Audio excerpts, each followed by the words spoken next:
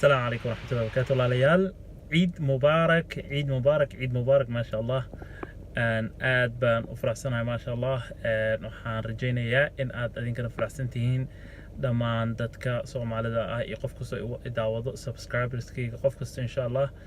عيد وناكسن أيان إدين رجينا دمان دتك الذي أنا عيد مبارك أيان لا هاي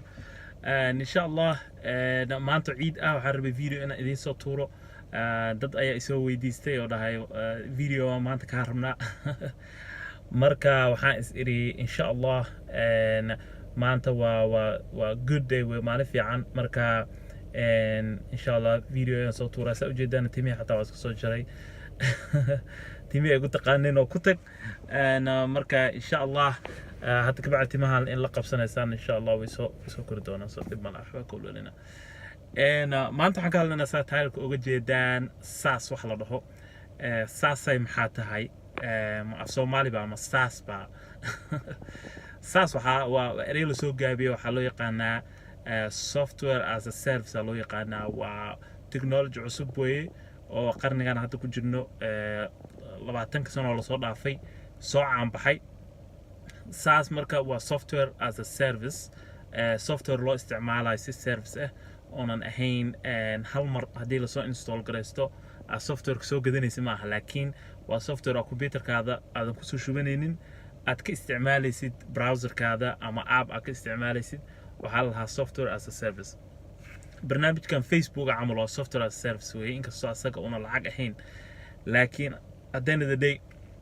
waa software aad isticmaalaysid oo browserka ku isticmaalaysid si aad macnaha wax uga samaysato application waa la dhihi karaa software waa la dhihi karaa software as a service hadhowdin waan ka hadli doonaa laakiin aniga laftirkeyga waxaan leeyahay barnaamij la dhaho Alif Cloud waxa weeye waa school management system weeye alifcloud.com barnaamijkaas wuxuu sameeyaa iskuulada ayaa lagu manage gareeyaa waxyaalo badan oo qabtaa marka insha Allah hadhowdii ayaan si fiican uga hadli doonaa idin sharxi doonaa sidaan u sameeyay meeshu ka imaado waxaas oo dhan laakiin hadda waxaan rabaa inaan ka hadlo software as a service faa'iidadii leedahay sida software koro looga soo gudbay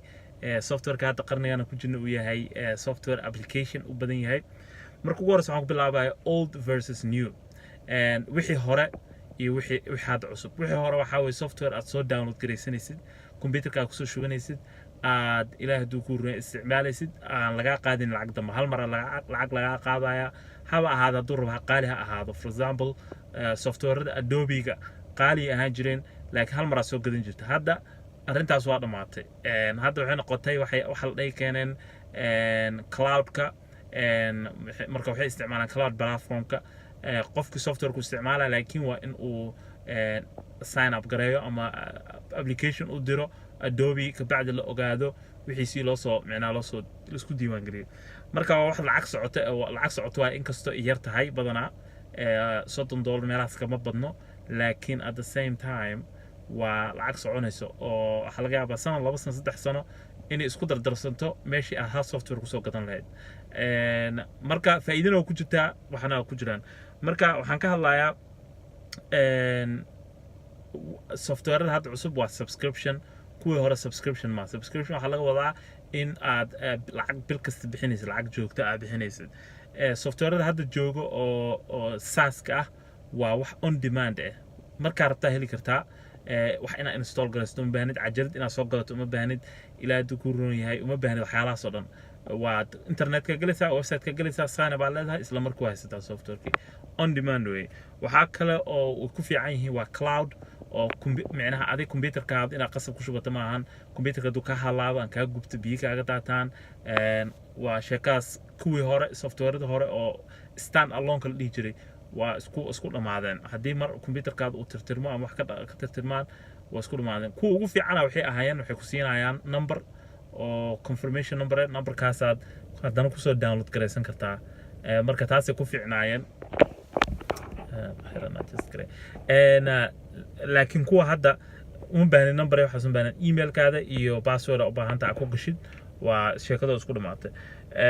kuwa hadda waa fast and reliable macnaha waa aad bay macnaha fast u yihiin kuwii hore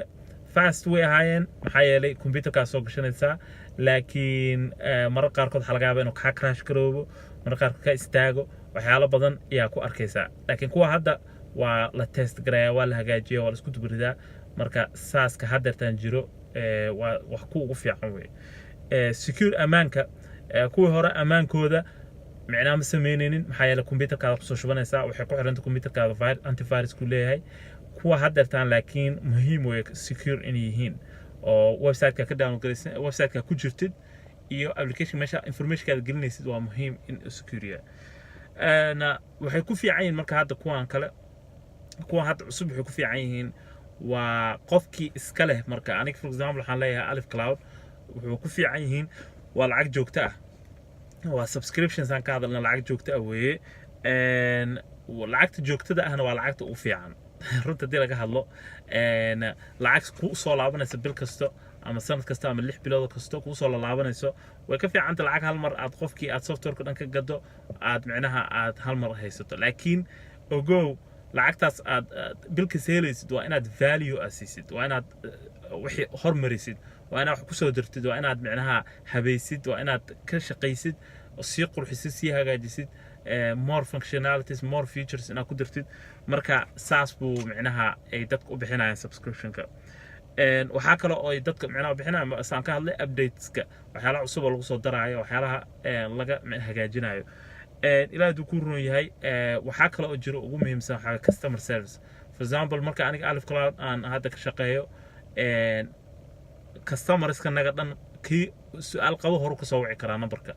numberka business ku soo wici karaa horay anaa ka qabanayo waa ugu jawaab su'aashiisa wuxuu qabo dhan haddii tahay wax micnaha shaqo u baahan oo u sheegaya waxaan leeyahay waqtigaas yaan soo hagaajinaynaa haddii tahay wax oo markaas in la hagaajiyo u baahan degdeg ah isla markiiba waan u kuurgalaynaa marka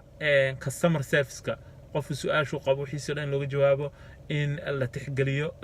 micnaha suggestion-ka ama waxyaalihii leeyihiin customerska waxaan u baahanahay inaad isku aruursid oo micnaha cod ahaan isku aruursid ka bacdina aad u keentid waa muhiim is very important waxaa jira marka laba qaybood jira markay noqoto SaaS-ka iyo business kasto waa inaad fiirisid inaad aadi kartid B2B ama B2C B2B waxa waaye business to business waa ganacsi aad tahay adiga ganacsi kale aad software-kaad u samaysay B2C waxa waaye business to customer waa adigana business aad tahay dadka caadiga oo shacabka ah ayaa ka gadanaya software-kaada ama ka isticmaalaya marka for example Facebook waa B2C way Microsoft Office waa B2C inkastoo ayaga subscription-kooda una weli shaqaynaynin Adobe waa B2C aniga software-kayga waa B2B way maxaa aniga business ahay dadka aan isticmaalo software-kaygana waa business leyda waaye waa iskuulada ay dugsiyada isticmaalo marka waa B2B way B2B-gaana badanaa ugu fiican haddii si loo fiiriyo maxaa yeelay B2B-ga wuxuu ku fiican yahay dadka aad la shaqaynayso waa dad professional ah oo micnaha aad software-kaada aad ka iibinaysid ama ku isticmaala waa dad yaqaano business wuxuu yahay waa dad yaqaano value waa dad yaqaano micnaha waxay u taraayaan laakiin haddii aad dad shacab aad ka gadid waxaa laga yaabaa dad badan inaad hesho laakiin value ayna fahansaneen oo ay ku micnaha criticize gareeyaan software-kaada ay waxyaalo badan ka sheegaan ayagoona fahansaneen oo micnaha aanan si loo isticmaalo aan fahansaneen marka waxay noqonaysaa shaqo dheer inaad gashid ka dhaadhicisid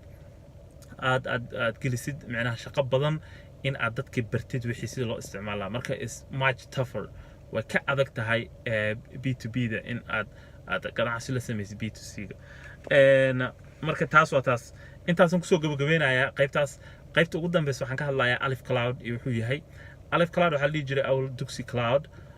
wuxuu ahaa waxaa weeye waa software lagu manage gareeyo iskuulada Soomaali haddaan nahayna waa dugsiyada lagu manage gareeyaa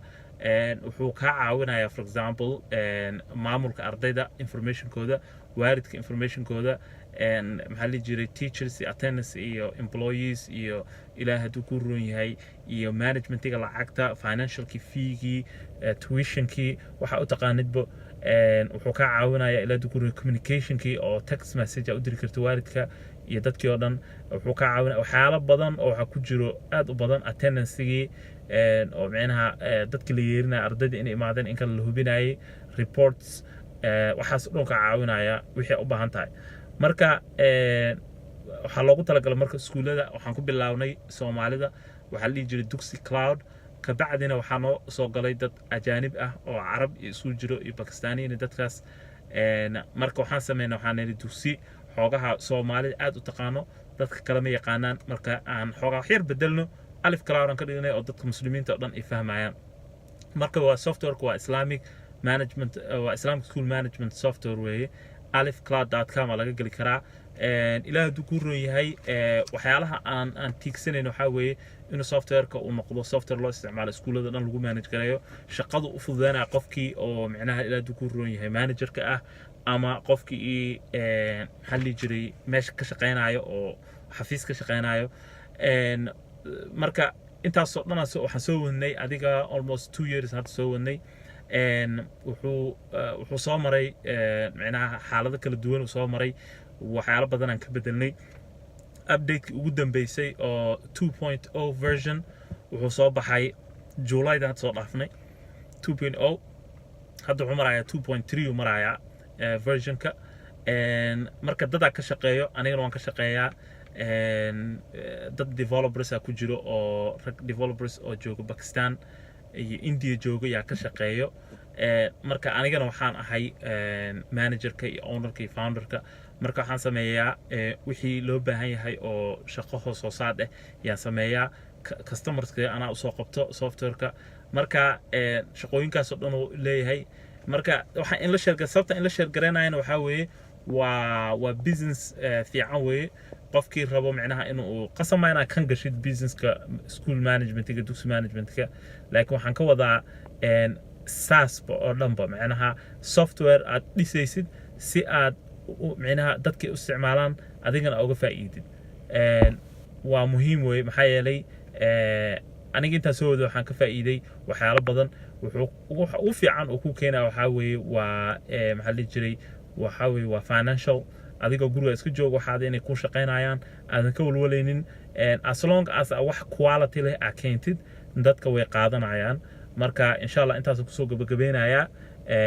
linkiga hoos ku jira Alif Cloud qofkii dugsi iska leh ama school leh ama meel school ilmo arday u dhigtaan u isticmaali kara insha Allah ila soo xiriir qofkii ila soo xiriiro oo idho macnaha videogaadan daawaday insha Allah discount ayaan siinayna haduu ilaahay yiraahdo marka hoos ay ku qoran linkiga hadii aad dad taqaanid u baahan u sheeg jazakallahu khair عيد مبارك انت انا كسو قبل قبينا ادبا ما سنتين دمانتين ما شاء الله السلام عليكم ورحمة الله وبركاته